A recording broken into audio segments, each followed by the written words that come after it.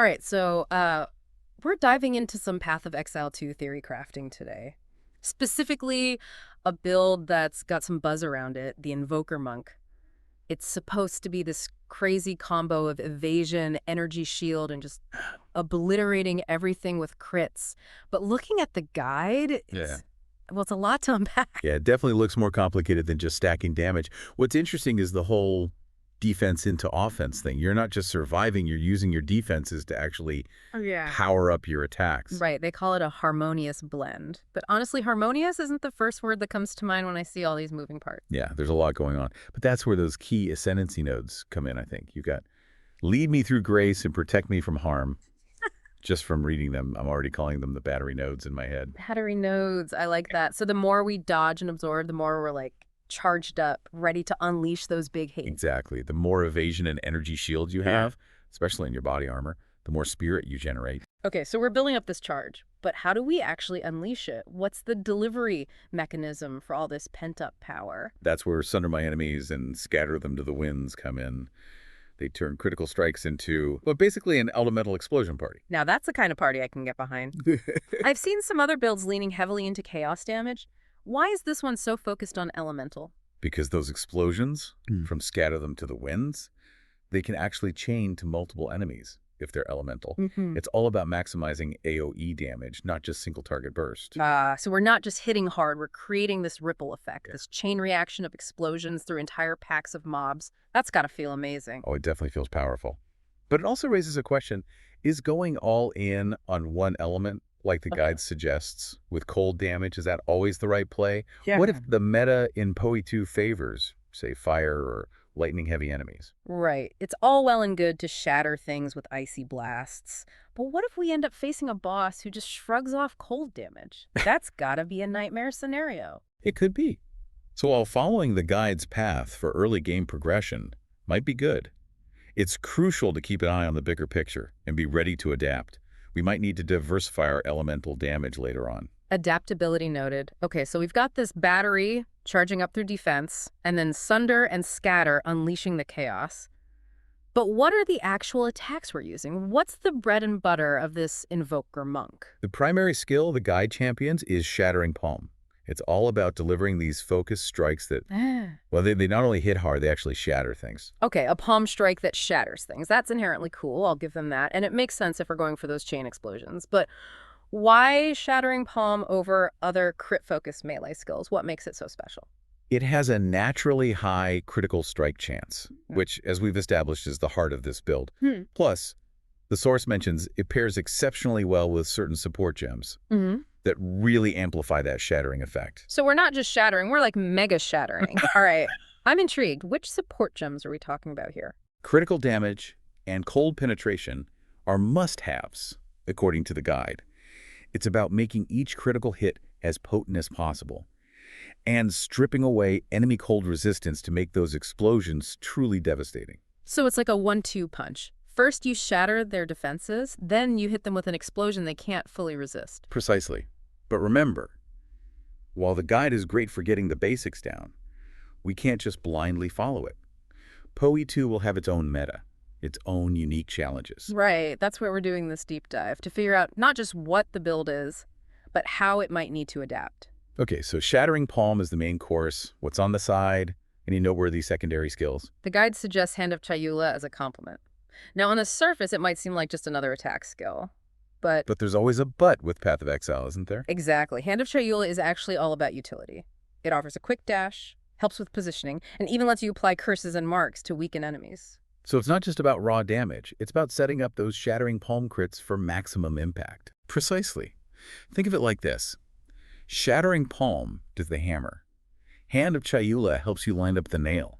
And to drive that nail even deeper, the guide recommends support gems like added cold damage. Okay, I'm getting the picture. We're stacking cold damage on top of cold damage and shattering everything with those crits. But how do we actually get around the battlefield? We've got this cool shattering action. But are we just standing there like a statue while we do it? That's where things get really fun. Remember how I said this build was about weaving different elements together? Well, for movement, the guide recommends Flicker Strike. Wait, Flicker Strike? The one where you basically teleport around the battlefield like a lightning bolt. Sign me up. It's a perfect fit. Right. You're not just shattering enemies, you're doing it with this incredible mobility and style. It's a build that keeps you engaged, constantly moving, dodging, weaving between attacks. Okay, I'm sold on the flicker strike part. But we can't just be teleporting and shattering all the time. What about those times when we need a little extra oomph? Any aura skills that can help us boost our damage even further? The guide recommends Malice to inflict critical weakness on nearby enemies. It's a simple but effective way to amplify those crits we've been talking about. Malice. I like the sound of that. It fits the vibe of a boss-killing build. But what if we need something a little more explosive? For those moments, they suggest Mantra of Destruction. It guarantees a critical strike after you reach a certain number of combos. So the more you attack and chain together your skills, the more guaranteed crits you get. So it's like a reward for staying aggressive and chaining those skills together. It's almost like a mini game within the build. I like it. But we've talked a lot about skills and mechanics. Yeah. What about the actual gear? What's an aspiring Invoker Monk supposed to be wearing? The core philosophy here is simple. Prioritize evasion, energy shield, and critical strike chance and multiplier. Those are the stats that fuel the engine of this build. Okay, so we want to be light on our feet, able to absorb some hits, and hit those critical strikes consistently. Makes sense. But are there any specific pieces of gear that really stand out? Like, what kind of body armor should we be on the lookout for? The guide emphasizes finding that sweet spot between evasion and energy shield on your chest piece. It's not about going all in on one or the other, but rather striking a balance that maximizes both defense and spirit generation. So we're not just looking for the highest evasion rating or the biggest energy shield number. We're looking for the piece that gives us the best of both worlds. Exactly. And there are a few unique items that the guide mentions that might be worth keeping an eye out for. We can dive into those later. For now, the key is to understand the principle behind the choices. Principles, got it. Okay, what about weapons? I know we touched on the quarterstaff earlier, Yeah. but what makes it such a good choice for this build? It's not just about the crit bonus. It's how it synergizes with the rest of the build. Remember Flicker Strike? Right. Well, the quarterstaff allows you to teleport A&D Strike, delivering those satisfying critical hits with every flicker. But it's not just a weapon. It's an extension of our mobility. Remember, this guide is a roadmap, not a rulebook. The real fun of Path of Exile is in experimentation and adapting to the ever-changing meta. Don't be afraid to tweak things, try different skills, and most importantly, have fun. Well said. Okay, so we've got the blueprint for this boss melting Invoker Monk, but now it's time to get into the nitty-gritty. Let's talk about the passive tree, the backbone of any good PoE build. Yeah, the passive tree, it's always a bit of a daunting thing, isn't it? This guide does a good job of highlighting the key notes for us, though. We talked about those battery notes already. So early on, it's all about stacking evasion and energy shield to get that spirit flowing. Right. Laying the foundation for all those glorious explosions later on. But then the guide starts talking about grabbing crit nodes, and honestly, my brain kind of glazed over. It's just a sea of numbers at that point. I hear you. It can be overwhelming. The key is not to get lost in the individual nodes, but to focus on the overall goal. We're looking for those clusters that boost both critical strike chance and multiplier, because those two stats really work together. So it's not just about hitting crits more often. It's about making each crit great, especially with those sunder and scatter explosions we talked about. Exactly. Think of it this way. Higher crit chance means more explosions. Higher crit multiplier means bigger explosions. Okay, that's a visual I can get behind. But hold on. We're pumping points into evasion, energy shield, crit. Doesn't that leave our character feeling a bit squishy? Like, what if we get hit by a stray attack that bypasses our evasion? That's a valid concern. This build, a bit of a glass cannon. Oh. But the guide does acknowledge the need for some damage mitigation. It suggests looking for nodes that offer physical damage reduction alongside those core stats. Okay, so we're not completely ignoring survivability. It's about finding that balance, which I guess is the theme of this whole build. Exactly. It's about layering those defenses strategically.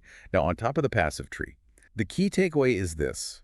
Focus on gear that amplifies your evasion, energy shield, and critical strike potential. Those are the pillars of this build. Everything else is just fine-tuning.